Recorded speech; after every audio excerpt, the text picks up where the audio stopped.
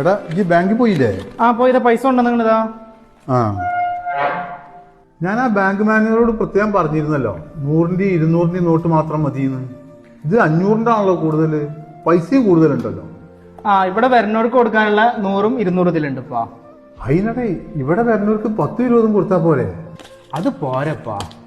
അല്ല ഇജിപ്പോ എഴുതി എണ്ണി ഉണ്ടാക്കി കവറിലാക്കണ ഇപ്പത്തിനാ? ഇതേ നമ്മളെ മൊത്തം പണിക്കാർക്ക് കൊടുക്കാനുള്ള പൈസ ആണ് ഞാൻ എഴുതി കണക്കാക്കുന്നത്.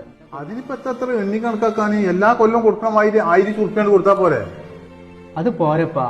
നമ്മളെ ബിൽഡിങ്ങിന്റെ വാടക, വില്ലകളുടെ വരുമാനം, കമ്പനി എന്നുള്ളത് എല്ലാം കൂടി കൂട്ടിക്കഴിഞ്ഞാൽ നമ്മളൊരു 6 ലക്ഷം റുപ്യ സക്കാത്ത് കൊടുക്കാണ്ടാവും. അനക്കെന്താ പിരാന്താ? 6 ലക്ഷം റുപ്യൊക്കെ സക്കാത്ത് കൊടുക്കേ? എത്ര പറഞ്ഞ്? 2.5% സക്കാത്ത് കൊടുക്കണമെങ്കിൽ ഈ പറഞ്ഞ പൈസ വേണ്ടി വരൂപ്പാ. ഇന്റെ കയ്യ് കിടന്നപ്പോഴേ അന്നെ ഒന്ന് ഏൽപ്പിച്ചത് ഞാൻ കുടുങ്ങിയ. എത്തപ്പത് കഥ?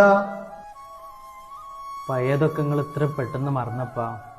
ഒരു കാലത്ത് വാടക വീട്ടിൽ കഴിഞ്ഞിരുന്ന നമ്മള് ഇന്ന് പഠിച്ചോനെ ഈ കണ്ട നിയമത്തൊക്കെ നമുക്ക് തന്നിട്ട് നമ്മളെ സമ്പാദ്യത്തിൽ നിന്ന് കൃത്യമായി സക്കാത്ത് കൊടുത്ത് ഒഴിവാക്കിയിട്ടില്ലെങ്കിൽ അത് നമുക്ക് അർഹതപ്പെട്ടതല്ല, അതിന്റെ അവകാശികൾ വേറെയാണ്.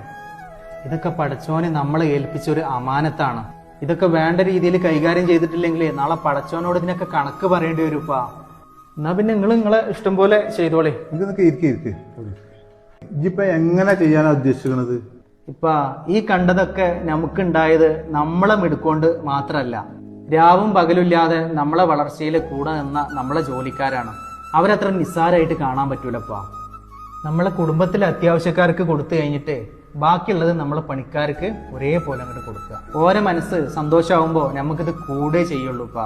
ഞാനിതൊക്കെ കറക്റ്റായിട്ട് എടുത്തു വെക്കാം. നിങ്ങൾ ആ മാനേജറെ വിളിച്ചുകൊണ്ട് ഇന്നെ കമ്പനിക്ക് കൊടുത്തയച്ചേക്കും കേട്ടാ.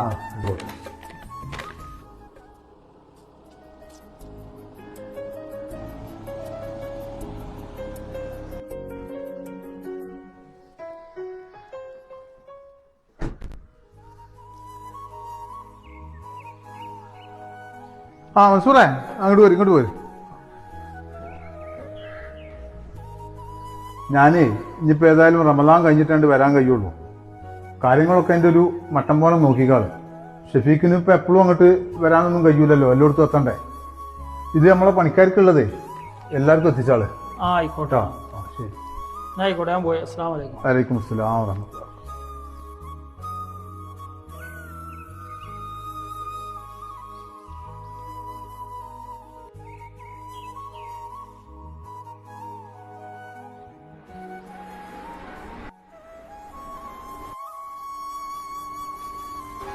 മൻസൂറക്ക ഒന്നുകൂടെ വരുമോ?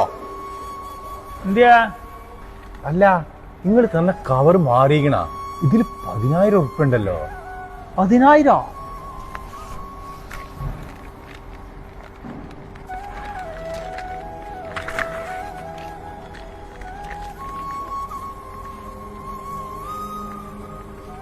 ഇതും 10,000 ഉണ്ടല്ലോ. അതാ ഞാൻ പറഞ്ഞേ, നിങ്ങള് മുതലാളിക്കൊന്ന് വിളിച്ചു നോക്കി. ഇത് കവർ മാറിയതാന്നുള്ളതെന്ന് അറിയണല്ലോ. മുതലാളി ഫോൺ എടുക്കണില്ല. ഷെഫീഖിനൊന്ന് വിളിച്ചു നോക്കിയാലോ? ഹലോ. അല്ല, ഞങ്ങൾക്ക് കിട്ടിയ കവറിലിപ്പോ അത് സക്കാത്തിന്റെ കണക്ക് പ്രകാരം നിങ്ങൾക്ക് അവകാശപ്പെട്ട തന്നെയാണ്. ആയിക്കോട്ടെ. ശരി ശരി ശരി ശരി ശരി ആയിക്കോട്ടെ.